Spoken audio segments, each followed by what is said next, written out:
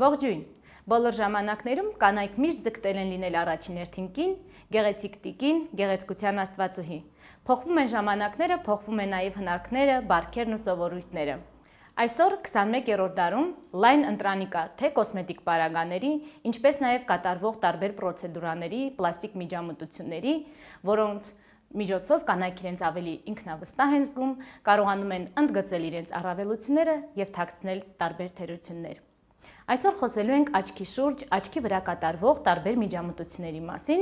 ինչպիսիքն են ունքերի, թարթիշների լամինացիան, լիցքը, տարբեր դաջվածքները, որոնք կրում են թե էսթետիկ բնույթ, որոշ դեպքերում նաև շտկում որոշակի թերություններ։ Կատարելու ենք թարթիշների լիցք եւ ինչպես մասնագետը կմեկնաբանի, թե ինչպես է կատարում եւ տեխնիկան, եւ տարբեր այլ մանրամասներ։ Ես մասնագետ Սվետայի մոտ եմ, արդեն մանրամասները ինքը կպատմի։ Ինչու համար են առհասարակ կատարում թարթիշների լիցք, երբ եք կատարում եւ ինչ եք հաշվի առնում։ Թարթիչների լիցքը դա մի գործընթաց է, որը հատուկ տեխնիկայի միջոցով թարթիչներին հաղորդում է ցանկալի տեսք, ծավալ, երկարություն, կորություն, խտություն։ Պրոցեդուրան տևում է 2 ժամ, կախված է խտությունից, ինչպես նաև ձեր թարթիչների թե որակից, թե խտությունից։ 2 ժամ տևող այդ մանրակրկիտ պրոցեդուրայի արդյունքում կարողանում ենք ստանալ ձեր երազանքի հայացքը առանց որևէ կոսմետիկ միջոցների։ Իսկ հաշվի եք առնում հաճախորդի կարիքը, թե նրա աչքերի ձևը։ Հաշվի ենք առնում հաճախորդի աչքերի ձևը, թերություններն ենք փորձում շտկել, օրինակ կախկոպը փորձում ենք բարձրացնել հատուկ տեխնիկայի միջոցով, ինչպես նաև ես անպայման հաշվի եմ առնում տվյալ հաճախորդի գունային գամմաները, եթե օրինակ ձեր պարագայում ունեք բաց գունային գամմաններ, ձեր դեպքում կարելի է լիցքը կատարել շագանակագույն թարթիչներով, որպեսզի ավելի բնական էֆեկտ լինի։ Նախ եւ առաջ պետք է մաքրեմ շպարը, որովհետեւ այն շատ կարեւոր է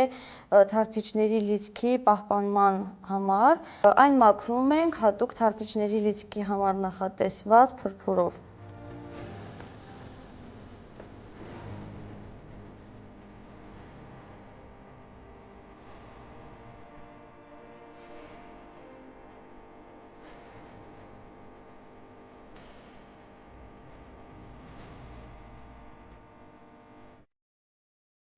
Այժմ բացում ենք աչքերը, տեղադրում ենք պատչը, որպեսզի պաշտպանի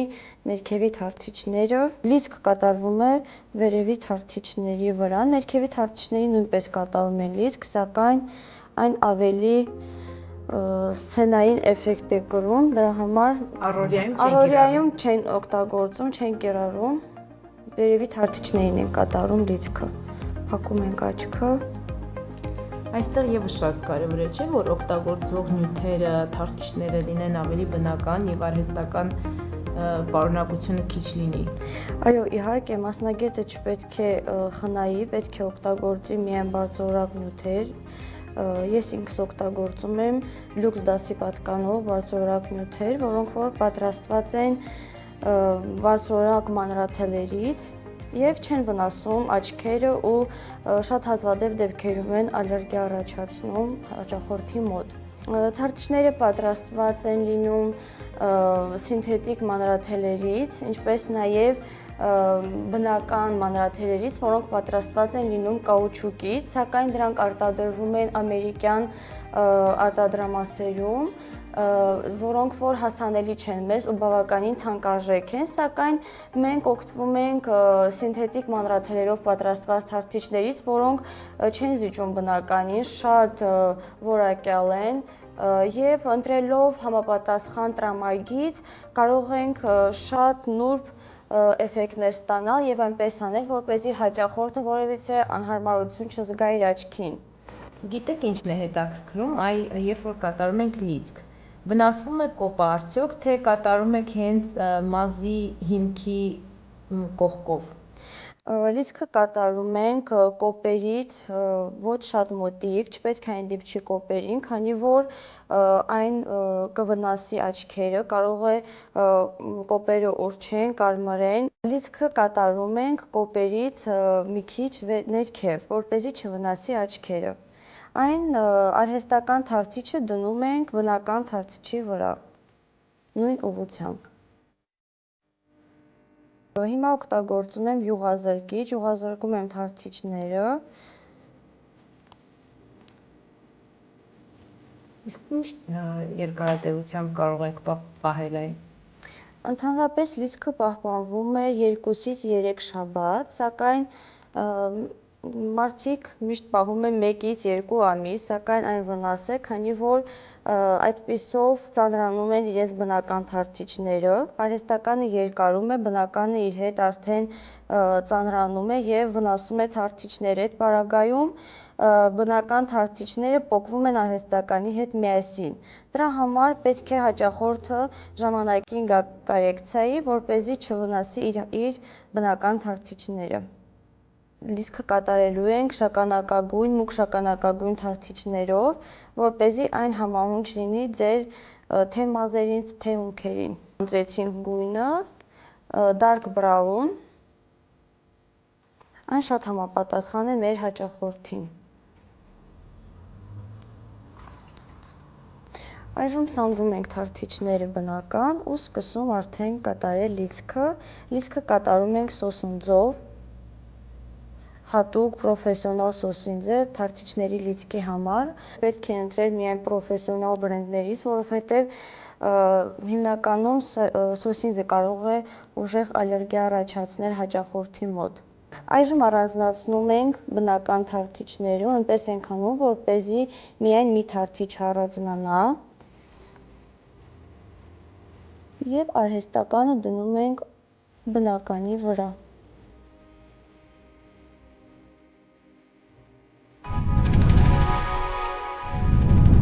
Ինչպես տեսակ, կատարվեց թարթիչների լիցք, իսկ թե դրանք ինչքանով են վնասում աչքին, կպարզաբանի բժիշկ ակնաբույժ Նարեկ Միքայելյանը։ Ողջույն բժիշկ։ Բարև ձեզ։ Այսքան տարածված պրոցեդուրաներ, որոնք կատարվում են աչքի շուրջ, աչքի վրա, թարթիչների, ունքերի վրա, ինչքանով են վնասում աչքը, ինչքանով են դրանք վտանգավոր, ինչ բարդություններ ունեն։ Իրականում վերջին ժամանակներս մեծացել են դիմումները կապված կոսմետոլոգիական տարբեր պրոցեդուրաների արդյունքում առաջացած աչքի եւ հարակնային շրջանի հյուսվածքների ախտարման հետ։ Ու երևի թե դա կապված է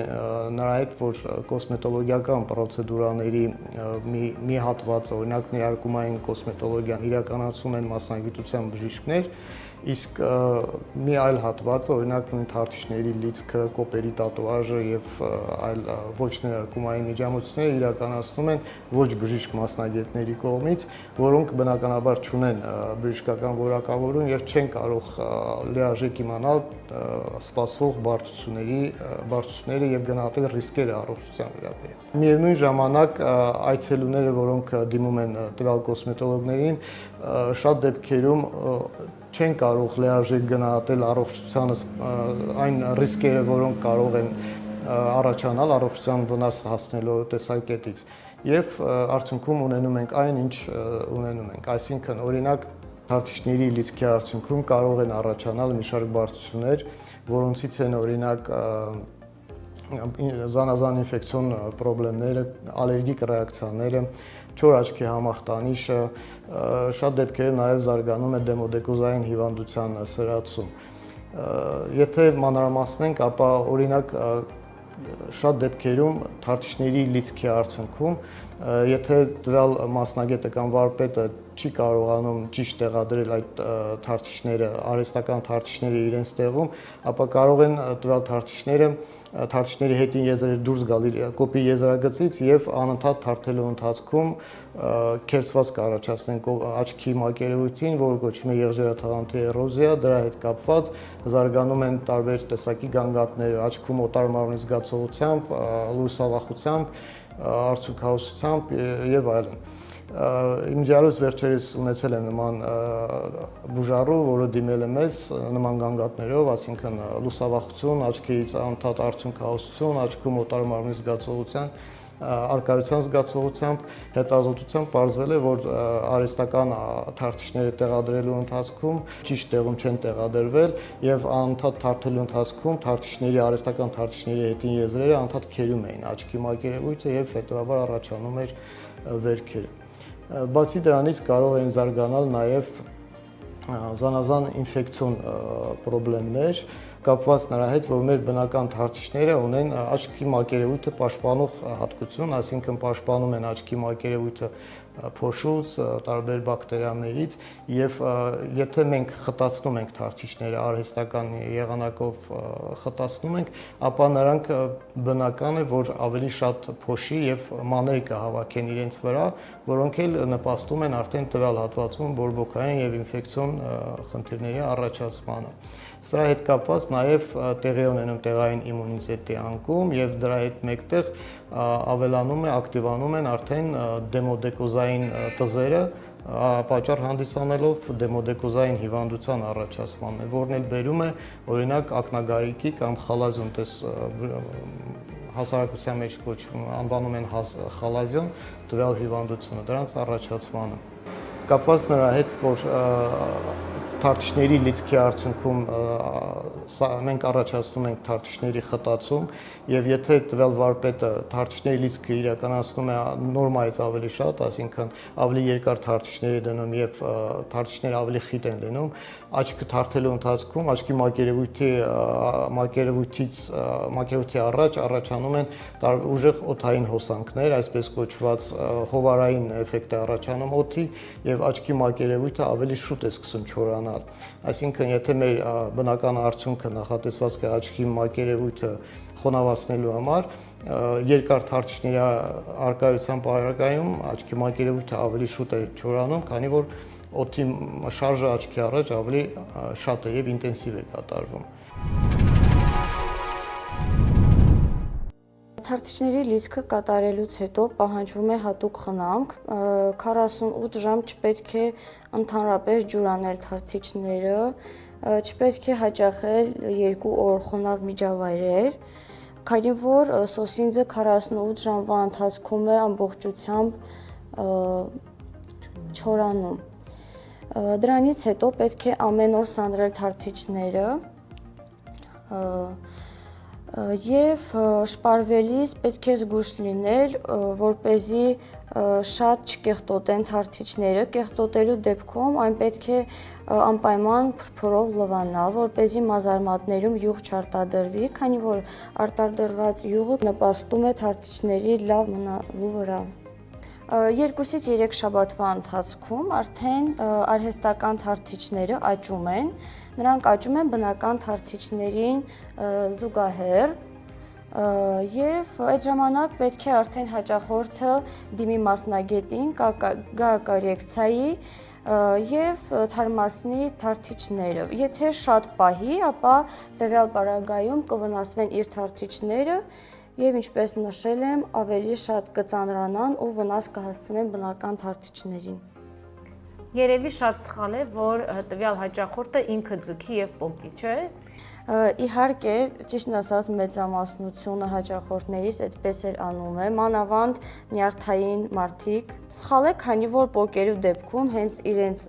բնական թարթիչները հետը պոկելու են։ Եթե չեն ցանկանում կրել, այլևս պետք է դիմել մասնագետին ու հատուկ նյութի միջոցով հեռացնեն թարթիչները։ Բացի նրանից, որ մասնագետը պետք է լինի շատ գրագետ, ճիշտ կատարի իր աշխատանքը, կարևոր է նաև օգտագործվող նյութերի որակն ու տեսակը, չէ՞ որ իրենք օգտագործում են տարբեր տեսակի սոսինձ, յուղազերկիչ ինչ-որ նյութեր, դրանք նույնպես կարող են առաջացնել իրենց կողմից խնդիրներ, բացի այն, որ մասնագետը կարող է որոշակի թերացումներ անել, այդ նյութերը իրենք նույնպես կարող են նպաստել որոշակի խնդիրների առաջացման, ինչպիսին օրինակ ալերգիկ ռեակցիաներն են։ Այո, իհարկե, առաջացող բարձրությունների մեջ իրենց ուրույն դեր ունեն նաև ալերգիկ ռեակցիաները, կապված նրա հետ, որ որոշ վարպետներ, այսպես կոչված, օգտագործում են այնպիսի սոսինձ, որը պարունակում է իր մեջ մի շարք երկրներում արգելված նյութ, որը կոչվում է ֆորմալդեհիդ, այն ուռուցքածի նյութ է, կանցերոգեն եւ մի շարք երկրներում նույնիսկ արգելված է եւ նրա օգտագործումը եւ օգտագործումը այնպիսի նյութերի օգտագործում, որոնք պարունակում են այդ ֆորմալդեհիդը։ Սրա հետ կապված հնարավոր է զարգանան զանազան ալերգիկ ռեակցիաներ, կոպերի այտուցվածություն, կարմրություն եւ շատ դեպքերում նաեւ այդ նյութերի տոքսիկ ազդեցության արդյունքում կարող են առաջանալ նաեւ ալոպեցիա, այսինքն թարթիչները թափվում են։ Սրանք ալոպեցիան կարող է ունենալ կամ ժամանակավոր բնույթ կամ մշտական բնույթ։ Այդ իսկ պատճառով անձը, որը պատրաստվում է իրականացնել տվյալ միջամտությունը, այսինքն թարթիչների լիցքը, պետք է հստակ իմանա, հետաքրքրվի վարպետից, թե ինչ նյութերով է այն իրականացնելու եւ դրանով իսկ ինքը կապավորագրի իր առողջությունը հնարավոր հետագա բարդություններից խուսափելու նպատակով։ Կան հակացություններ, որոնք որ անհատական են, կարելի ասել, օրինակ մարդկա հղիներին օրինակ հակացուցված է, սակայն շատ հղի հաճախորդներ ունեմ, ոչ թե վնասում է առողջությանը, այլ չի երաշխավորում, որ ինչքան հարկն է, այնքան կմնա թարթիչների լիցքը։ Սակայն կան հակացություններ, որոնք որ բացառապես արգելվում են, օրինակ ասմայի դեպքում կամ աչքի հիվանդությունների, կոնյունկտիվիտ, ինչպես նաև հորմոնալ խախտումների դեպքում, դերմոդեկոզ, դեմոդեքս, պսորիազ, այդ հիվանդությունների դեպքում նույնպես արգելվում է թարթիչների լիցքաներ։ Հաճախորդը պիտի տեղյակ լինի այդ հակացություններից, հետո հաճախի արդեն մասնագետի մոտ։ Մեծ տարածում են գտել տարբեր տեսակի տատուաժները, դակումը, պերմանենտ մակիաժը, ինչ կասեք դրանց մասին։ Վերջին ժամանակներից ճիշտ եք նկատել, ավելացել են կոպերի տատուաժը, կոպերի տատուաժը եւս իրականացնում են ոչ բժշկական կրթություն ունեցող մասնագետներ, վարպետներ, որոնք շատ դեպքերում չգիտեն, որ կոպերի հաստության մեջ առկա են գեղձեր, որոնք կոչվում են մեյբոմյան գեղձեր, եւ այդ գեղձերի հիմնական ֆունկցիան ճարպի արտադրումն է, սեբումի արտադրումն է, որը իր հերթին հանդիսանում է աչքը խոնավացնող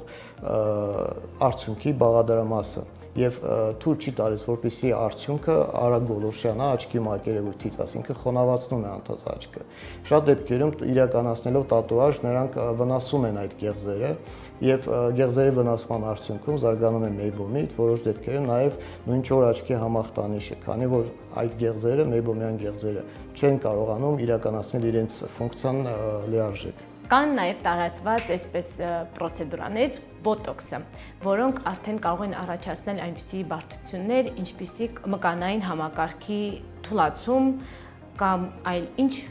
գանգատներ կարող են առաջացնել։ Ուրեմն գիտենք, որ դեմքի մաշկը ունի առատ արյունամատակարարում, որը սերտ կապի մեջ է գտնում ներգանգային, ներուղեղային արյունահամակարգի հետ։ Եվ դեմքի վրա ցանկացած միջամտություն, որը կարող է առաջացնել արյան համակարգի հետ կապված խնդիրների, այսինքն անոթի վնասում կամ նույն ֆիլերների օգտագործման ընթացքում հնարավոր է զարգանալ այսպես կոչված էմբոլներ, դրանք կարող են անցնել դեպի աչքը սունող անոթներ, ռետրոգրադ ճանապարհով, ծանր դեպքերում նաև դեպի ուղիղ եւ առաջանալ ինսուլտների պատճառ։ Ակնաբուժության բնագավառում ավելի հաճախ հանդիպող բարդություններն են, օրինակ ակնաշարժ մկանների պարալիչը, ընդհանուր միջև տեսողության կորուստ, կապված տարբեր տեսակ ֆիլերների օգտագործման հետ։ Օրինակ բոտոքսի օգտագործման ժամանակ աչքի շրջանում հնարավոր են զարգանալ այսպես կոչված պտոզը, վերին կոպի պտոզը։ Սա զարգանում է չափից ավելի շատ նյութի ներարկման արդյունքում կամ ոչ ճիշտ անատոմիական կետերի ներարկման արդյունքում եւ կարող է զարգանալ տեսողության մկանների պարալիչ, այս դեպքում հիվանդները գանգատվում են երկտեսությունից։ Մի առարկան նրանք տեսնում են երկու տարբեր հեռավորության վրա գտնվող։ Սակայն ի տարբերություն այդ ֆիլերային տարբեր նյութերի ֆիլերների ներարկման արդյունքում առաջացած բարդություններից, բոտոքսի ներարկման արդյունքում առաջացած բարդությունները ունեն ժամանակավոր բնույթ։ Նրանք կարող են միաժամանակ հետո նյութի չեզոքացման հետ կապված նրանք անցնել։ Սակայն ֆիլերների ներարկման արդյունքում առաջացած բարդությունները ծանր դեպքերում ինսուլտի առաջացման պատճառ հանդիսանալ։ Օրինակ, եթե ֆիլերների օգտագործման ներարկումների ժամանակ մենք վնասենք այնպիսի անոթներ, որոնք անաստամոզի մեջ են գտնվում, այսինքն կապված են տարբեր կապերով աչքը սնող անոթների հետ, այսինքն ներգանգային անոթների հետ, ապա կարող ենք առաջ ունենալ տեսողության կորուստ։ Շնորհակալ եմ բժիշկ Միքայելյան, հուսամ մեր հեռուստադիտողը կգնահատի իր առողջությունը, ինչքան էլ որ մենք ավելի ցանկանում ենք գեղեցիկ երևալ, գնահատենք նաև մեր առողջությունը, կարևորենք թե ինչ գործողություն ենք կատարելու, ինչ արդյունքներ ենք ունենալու, սրանք այն ակնառու բարդություններն են, որոնց մասին մենք խոսեցինք, բայց կան նաև մի շարք բարդություններ, որոնք հետագայում կարող են դրսևորվել, այսինքն փայփայենք մեր աչքի լույսը, իսկ ինչպես ժողովրդի մեջ տարածված է, այն ինչ որ մենք ուզում ենք փայփայելով ներկայացնենք, միշտ ասում ենք, որ աչքիդ լույսի պես պահիր։